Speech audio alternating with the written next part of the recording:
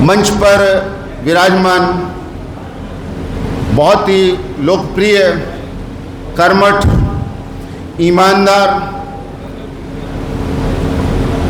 व्यावसायिक दक्षता में पूर्ण रूप से कुशल आपके पड़ोसी जनपद के, और आपके जनपद की ननिहाल है आपके जनपद में, तो इस कारण से इटावा औरैया दोनों का सम्मिश्रण जिनके बीच पाया जाता है वो आदरणीय असीम अरुण जी। मैं चाहूँगा जोरदार तालियों के साथ सब लोग स्वागत करें। ये हमारे लिए परम सौभाग्य की बात है, आप सबके लिए सौभाग्य की बात है कि शायद ये औरैया जनपद या इटावा दोनों में तीन IPS अधिकारी, आदरणीय असीम अरुण साहब, आदरणीय रामेश्वर दयाल साहब और जो कुछ भी मैं स्वयं, तीन अधिकारी आपके इस औरैया जनपद के इस सभागार में उपस्थित हैं। आदरणीय लाखन सिंह राजपूत जी, आदरणीय कमल दोहरे जी और पूज जी, और यंग युवा उत्साही और हमारे इस कार्यक्रम में हौसला बढ़ाने वाले जिला पंचायत अध्यक्ष आदरणीय श्री कमल दोहरे जी, और क्या नाम, जितनी भी हमारी पुस्तकें हुई हैं तो मैं उन्होंने मेरा हर पल हौसला बढ़ाया।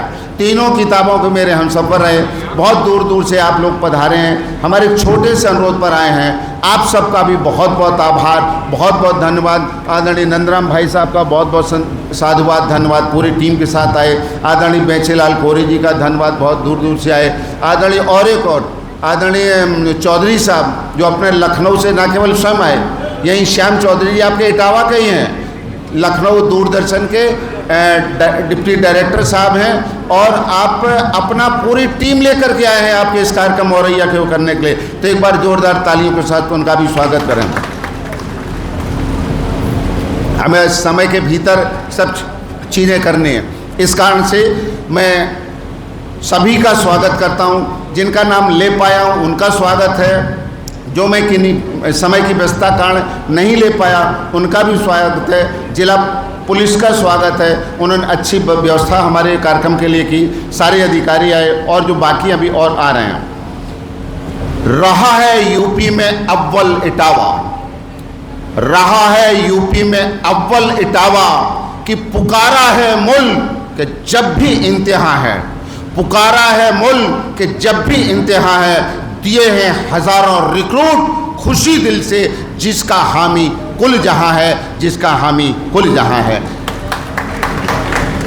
हमारे किताब लिखने का उद्देश्य, बहुत किताबें, 3 किताबें हमारी, 30 किताब, इस किताब का उद्देश्य खास तौर से हमारा उद्देश्य यह है, जाने माने जितने भी हैं फ्रीडम स्ट्रगल, भारत का स्वतंत्रता संग्राम, हम लोग कंपटीशन में पढ़े हैं, बचपन से पढ़े हैं, नॉन नेम जो ज्ञात नाम है वो सब हम लोग जानते हैं, सब किताबों में पढ़ाए गए हैं, बचपन से पढ़ते आए हैं। पर इसके अलावा भी बहुत सारे, ढेर सारे ऐसे नाम हैं जो अंधेरे में गुम हो गए, जिनके योगदान को हम और हमारी आगे आने वाली पीढ़ी नहीं याद करती, नहीं जानती है।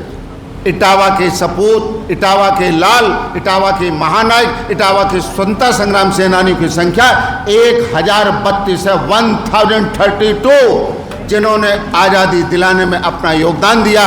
उनकी पीढ़ी, आने वाली पीढ़ी उनके बारे में भी जान सके कि उनका क्या योगदान था। बड़े बड़े महान क्रांतिकारी जो हुए, चंद्रशेखर आज़ाद साहब हुए, महात्मा गांधी जी हुए, सुभाष चंद्र बोस हुए, और ढेर सारे अनगिनत नाम है, गिनाऊँ तो पूरा दिन लग जाएगा। उन्हें सब जानते हैं, सबके बारे में पढ़ा है, सबकी जीवनी जानते हैं हम। पर हमारे इटावा और औरैया दोनों के इतने महान क्रांतिकारी हुए, जिन लोगों ने अपना सर्वत्र न्यौछावर कर दिया इस देश को आज़ाद दिलाने में। आज हम यहाँ पर AC की हवा में बैठे हैं, आज हम 4 पहिए की गाड़ी से चल करके आए हैं, आज बढ़िया बढ़िया कपड़ा पहने, अच्छा अच्छा खाना पी रहे, पानी बंद बोतल पी रहे हैं। ये किनके वजह से? ये उन्हीं हमारे इटावा और औरैया के स्वतंत्रता संग्राम सेनानियों की वजह से, उन्हीं की कुर्बानियों की वजह से, जिनके उन्होंने अपना सर्वस्व न्यौछावर कर दिया इस देश को आज़ाद कराने के लिए। आज जो हम जरा सा हमारा सिपाही को एक दिन का छुट्टी न मिला बेचैन हो जाते हैं। 2 घंटे घर पहुंचे तो बीवी पूछती है कहाँ अटक गए, कहाँ अभी तक नहीं आए, खाना तैयार है, लंच तैयार है, डिनर तैयार है, आपका इंतजार करने नहीं आए। एक दिन तनख्वाह पेंशन मिलने में विलम्ब हो जाए तो चिंतित हो उठते हैं कि पता नहीं क्या हुआ क्या नहीं हुआ, आज क्यों नहीं मेरी तनख्वाह मिली, मेरी पेंशन नहीं मिली, मेरा ये नहीं हुआ वो नहीं हुआ।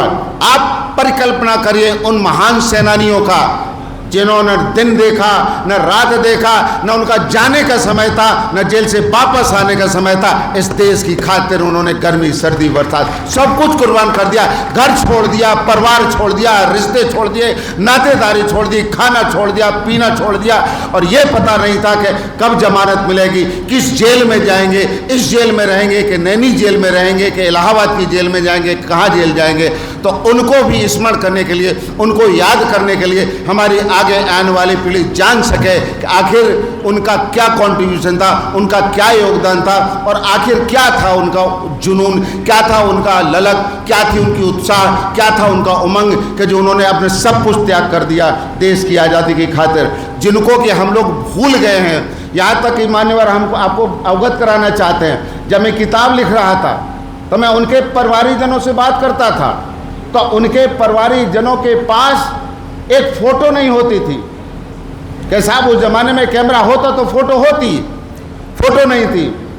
यही बगल में कैथोली गांव में गया हूँ सर, 3 स्वतंत्रता संग्राम सेनानी, घरों पर टायर टंगे हुए, घर कच्चा नहीं, कच्चा भी गिर गया, खंडहर हो गया, सब कुछ घर परिवार धन संपत्ति, यानी इतना सामग्री इकट्ठा करने के लिए हमको कितने जगह बात करना पड़ा। और जब बात करते हैं तो उनके पास विचारों के पास को हो तो बताएं कि साहब न उस समय कैमरा था, न उस समय कोई डायरी लिखने का था और न इतना संसाधन था हम कर पाते, और जो कुछ था उन्होंने सब कुछ देश की खातिर कुर्बान कर दिया, कुछ था ही नहीं जो बचा होता जो हम आपको बताएं। ये उन स्वतंत्रता संग्राम सेनानियों को स्मरण करने के लिए, याद करने के लिए हम एहसास कर सकें कि ऐसे हवा में नहीं आज़ादी मिल गई। बहुत बड़ी कुर्बानी, बहुत बड़ा सेक्रीफाइस, बहुत बड़ा त्याग, बहुत बड़ा बलिदान हम इटावा औरैया के स्वतंत्रता संग्राम सेनानियों ने देश को आज़ाद कराने के लिए दिया है।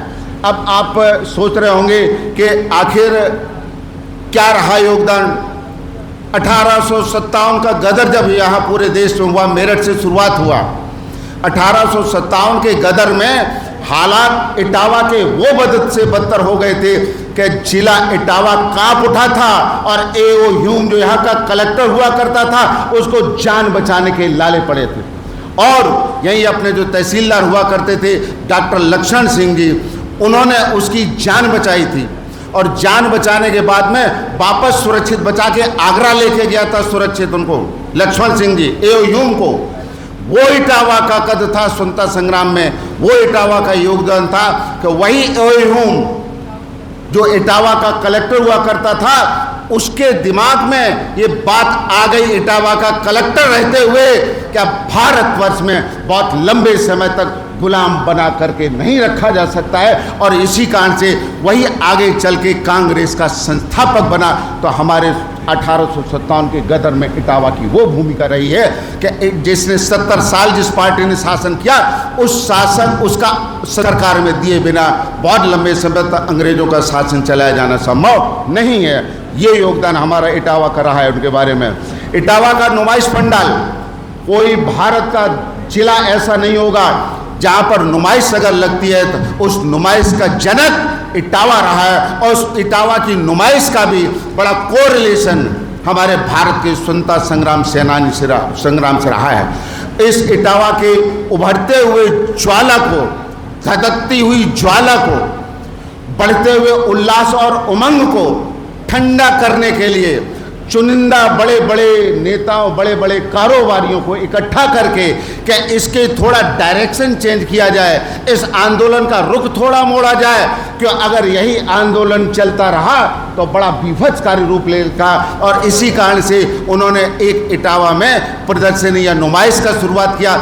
अंग्रेज कोई हुआ करते थे प्रशासक, उनका दिमाग का उपज हुआ करता था और वो नुमाइश जिसके कारण से पूरे हिंदुस्तान में इटावा की पहचान है। कोई भारत का कलाकार नहीं होगा, चाहे वो लेखक हो, चाहे वो कवि हो, चाहे वो पहलवान हो, चाहे फिल्मी जगत का हो, चाहे राजनेता हो, भारत के ये इटावा का आपका नुमाइश में न आया हो। इटावा के बाद साथ साथ कमांडर अर्जुन सिंह भदौरिया, सुभाष चंद्र बोस जी ने आज़ाद हिंद फौज का गठन किया था, हमने खूब सुना, हमने खूब पढ़ा, हमने खूब देखा। पर कमांडर अर्जुन सिंह भदौरिया ने उसी दौरान दीजिएगा आ जाएगा कमांडर अर्जुन सिंह भदौरिया। डॉक्टर राम मनोहर लोहिया उन्हीं कमांडर अर्जुन सिंह भदौरिया का नाम, कमांडर का पदवी देने वाले राम मनोहर लोहिया थे। ये हमारे इटावा का कदरा है। कृष्णलाल जैन कौन भूल सकता है, कक्षा 6 का विद्यार्थी, यही जिसमें फ्रंट पेज छपा हुआ है विक्टोरिया मेमोरियल। यहाँ पे जॉर्ज पंचम राजा जो ग्रेट ब्रिटेन बरतानी हुकूमत का हुआ करता था, उसका कांच की एक प्रतिमा